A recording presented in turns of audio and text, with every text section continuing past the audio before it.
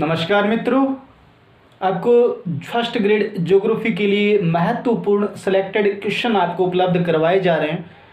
तो आप क्वेश्चन को अच्छे से पढ़िएगा, साथ में नोट कीजिएगा। परीक्षा में आप देखिएगा इससे कितने क्वेश्चन परीक्षा में आपको मिलते हैं और हल करने का साथ में प्रयास करें आप। चलिए शुरू करते हैं। क्वेश्चन नंबर 1 की बात हम करते हैं। सबसे पहला प्रश्न आप लोगों के लिए रखा गया है, हरित गृह प्रभाव के लिए उत्तरदायी गैस कौन सी है? हरित गृह प्रभाव के लिए उत्तरदायी गैस है वो कौन सी है? ये पहला क्वेश्चन आप लोगों के लिए रखा गया है। उत्तर आप लोगों ने सोच लिया होगा। तो CO2 है। क्या है? CO2 है, कार्बन डाइऑक्साइड। यानी हरित गृह प्रभाव, सूर्य की ऊष्मा पृथ्वी पर जो किसी स्थान पर तीव्र गति से बढ़ती है तो वहाँ CO2 की मात्रा सर्वाधिक होती है। और ये प्रश्न बहुत अधिक महत्वपूर्ण है। अगला क्वेश्चन, हिंद महासागर की एक शीतल धारा कौन सी है? हिंद महासागर की एक ठंडी धारा या शीतल धारा कौन सी है? तो वो है पश्चिमी ऑस्ट्रेलिया की धारा। कौन सी है? तो पश्चिमी ऑस्ट्रेलिया की धारा है, वो शीतल धारा है। ऑस्ट्रेलिया की, पश्चिमी ऑस्ट्रेलिया की धारा जो है वो ठंडी धारा है। हिंद महासागर की एकमात्र धारा है। युति की स्थिति माह में कब होती है? युति की स्थिति माह में कब होती है? तो ये अमावस्या को होती है। कब होती है? अमावस्या को होती है। युति से अमावस्या और वियुति से पूर्णिमा। पूर्णिमा और अमावस्या में यहाँ हम कन्फ्यूज में होते हैं कि युति, परीक्षा में कन्फ्यूज में हो जाते हैं कि युति से अमावस्या करें या पूर्णिमा करें। तो युति से अमावस्या करें और युति से पूर्णिमा करें। प्रशांत महासागर, अगला क्वेश्चन है, प्रशांत महासागर में चलने वाली क्यूराइल की धारा किस प्रकार की है? प्रशांत महासागर में चलने वाली धारा क्यूराइल किस प्रवृत्ति की है? तो ये ठंडी धारा है। कैसी है? तो ये ठंडी धारा है। अगला क्वेश्चन है, प्रत्येक स्थान पर दूसरा ज्वार आता है, यानी एक बार ज्वार आने के बाद दूसरा ज्वार कितने समय के बाद आता है? तो ये 26 मिनट के बाद आता है। कितने मिनट के बाद आता है? तो ये 26 मिनट के बाद किसी स्थान पर ज्वार आने के बाद दूसरा ज्वार है वो 26 मिनट की देरी से आता है। क्वेश्चन नंबर 6 है, सार्गेसो सागर किस महासागरीय भाग का हिस्सा है? सार्गेसो सागर किस महासागरीय भाग का हिस्सा है? तो ये उत्तरी अटलांटिक महासागर का हिस्सा है। उत्तरी अटलांटिक महासागर का हिस्सा है। भारत की सर्वाधिक लंबी सीमा किस देश से वे कितनी मिलती है?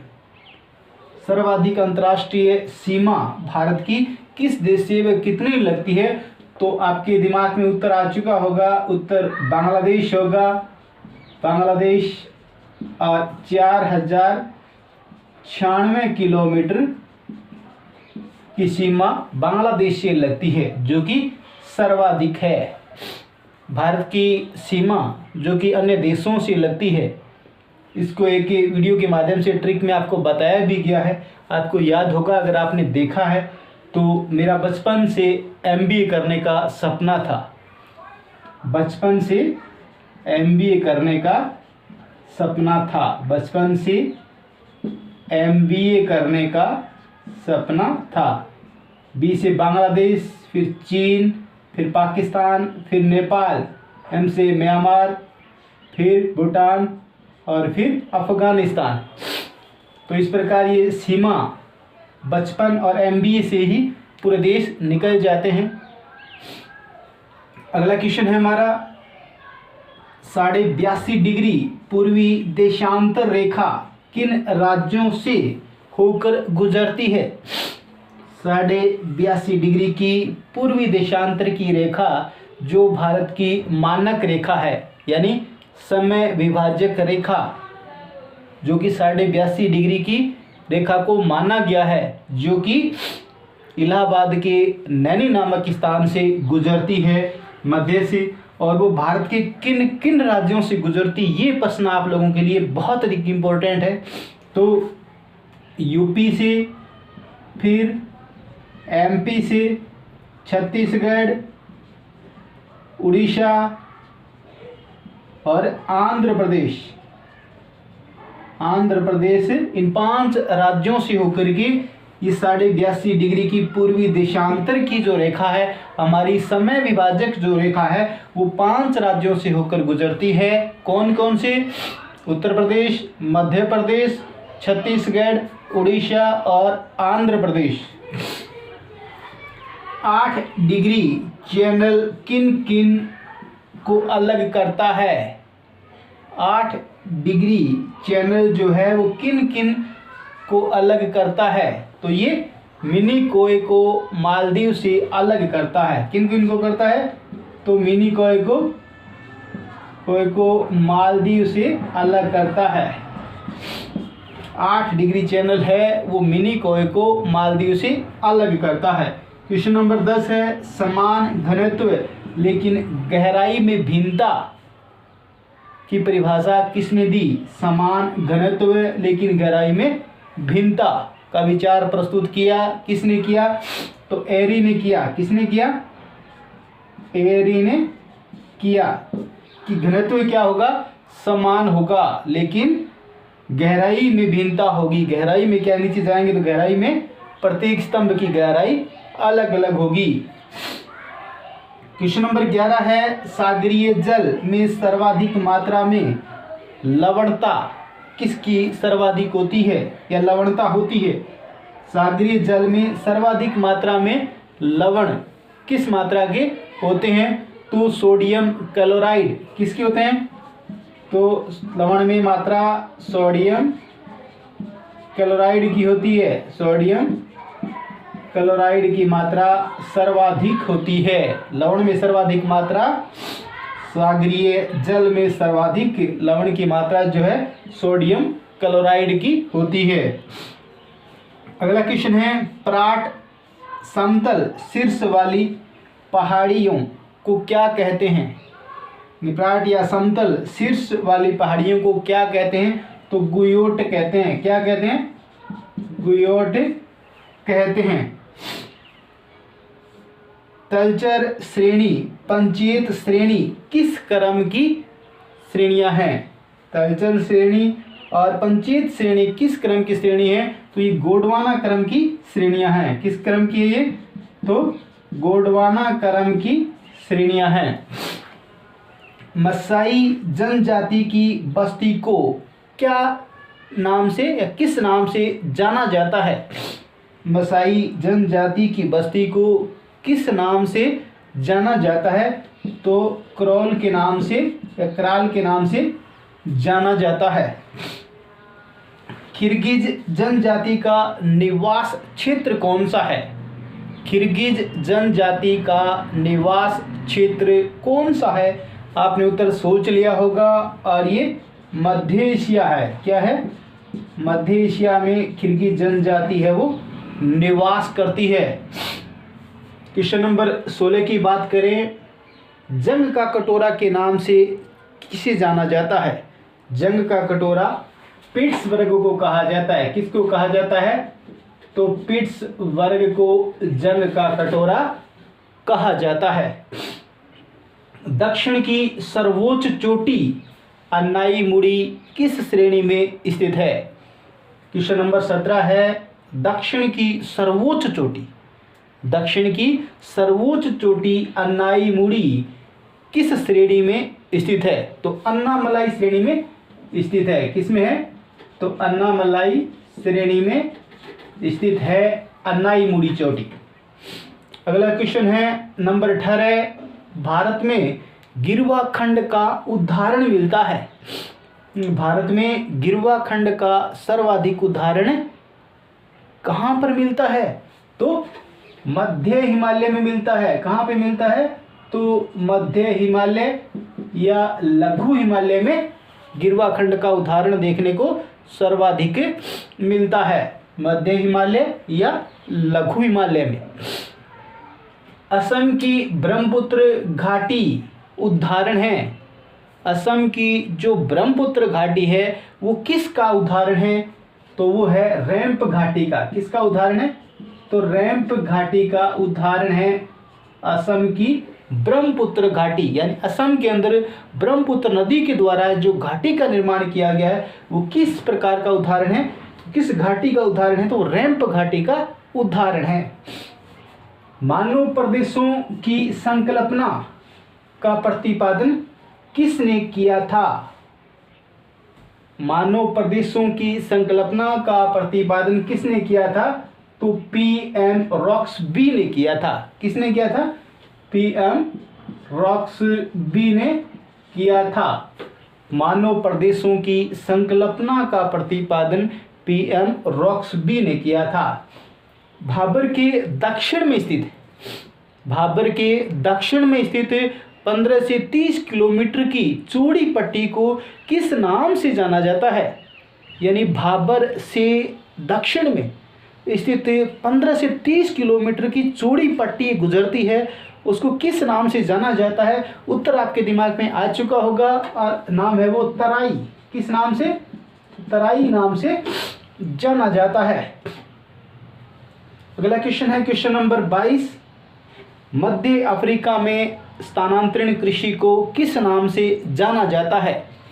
मध्य अफ्रीका में स्थानांतरण कृषि को किस नाम से जाना जाता है? तो मसोले नाम से जाना जाता है। मसोले। स्थानांतरण कृषि को अफ्रीका में या मध्य अफ्रीका में मसोले के नाम से जाना जाता है। अगला क्वेश्चन है क्वेश्चन नंबर 23। नीली क्रांति भारत के किस राज्य में सर्वाधिक सक्रिय रही? नीली क्रांति भारत के किस राज्य में सर्वाधिक सफल रही?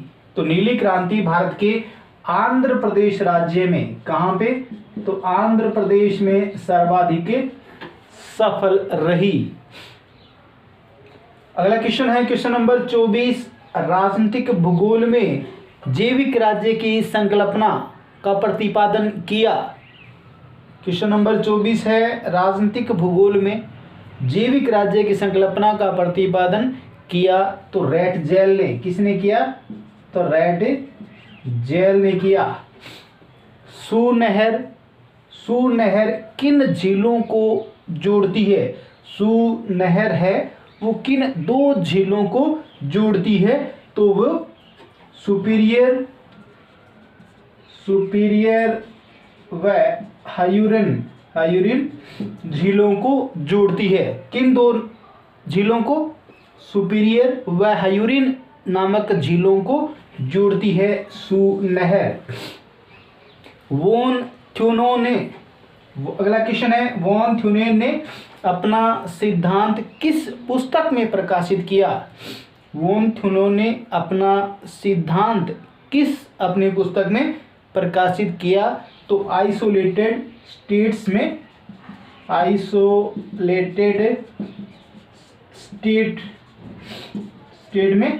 ये किया। वोन थ्योनेन ने अपनी पुस्तक आइसोलेटेड स्टेट्स में ये सिद्धांत अपना प्रस्तुत किया। अगला क्वेश्चन है क्वेश्चन नंबर 27। भारत में यूरेनियम की सबसे बड़ी खदान या खान कहाँ पर स्थित है? तो वो जादूगोड़ा में। कहाँ पर? जादूगोड़ा झारखंड में स्थित है। यूरेनियम की भारत की सबसे बड़ी खान है यूरेनियम की जादूगोड़ा में। और जादूगोड़ा कहाँ पर स्थित है? तो झारखंड में स्थित है। कहाँ स्थित है? तो झारखंड में स्थित है। वोन थ्योनेन ने कृषि अवस्थिति का सिद्धांत, जो कि ऊपर प्रश्न में देख चुके हैं कि आइसोलेटेड स्टेट्स नामक अपनी पुस्तक में प्रकाशित किया। कब प्रकाशित किया था? तो 1826 ईस्वी में किया था। कब किया था? तो 1826 ईस्वी में सिद्धांत दिया था। काफ़ी बार ये प्रश्न परीक्षाओं में आता है, बहुत अधिक महत्व रखता है फर्स्ट ग्रेड एग्जाम के लिए। अगला क्वेश्चन है क्वेश्चन नंबर 29। माल्थस के सिद्धांत में ज्यामितीय रूप में वृद्धि किसकी होती है? माल्थस के सिद्धांत के अनुसार ज्यामितीय रूप से वृद्धि होती है? किसकी होती है? आपके उत्तर दिमाग में आ चुका होगा, जनसंख्या की। किसकी? तो जनसंख्या की वृद्धि है वो माल्थस के सिद्धांत के अनुसार ज्यामितीय रूप से वृद्धि होती है। क्वेश्चन नंबर 30 और अंतिम है, सतपुड़ा पर्वत श्रेणी की सर्वोच्च चोटी कौन सी है? सतपुड़ा पर्वत श्रेणी की सर्वोच्च चोटी कौन सी है? तो ये चोटी है धूपगढ़ की। धूपगढ़ की है जो 1350 किलोमीटर की ऊंचाई पर है, ऊंचाई लिए हुए धूपगढ़ की चोटी है सतपुड़ा पर्वत श्रेणी की सर्वोच्च चोटी। और एक क्वेश्चन आप लोगों के लिए है, इनमें भी कोई अगर आपको क्वेश्चन में कोई समस्या किसी में लगती है, किसी का उत्तर मैंने गलत बता दिया हो, तो आप कमेंट बॉक्स में ज़रूर लिखें। लास्ट वीडियो के अंदर एक पर्सन गलत बता दिया था, एक मित्र ने बताया भी था, और वो क्वेश्चन कौन सा था? द नेचर ऑफ ज्योग्राफी नामक पुस्तक, जो कि हार्टसोन की है, और मैंने कन्फ्यूज़न स्वरूप उसे हठीघटन बता दिया था।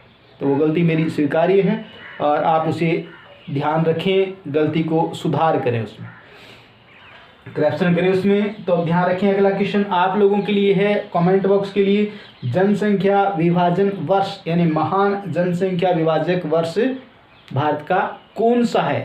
पिछले वीडियो में ये प्रश्न आपको करवाया गया है, इसका उत्तर आपको कमेंट बॉक्स में लिखना है। आपको ये क्लास कैसी लगी, ये प्रश्न कैसे लगे, इसके बारे में ज़रूर लिखें। थैंक यू, धन्यवाद।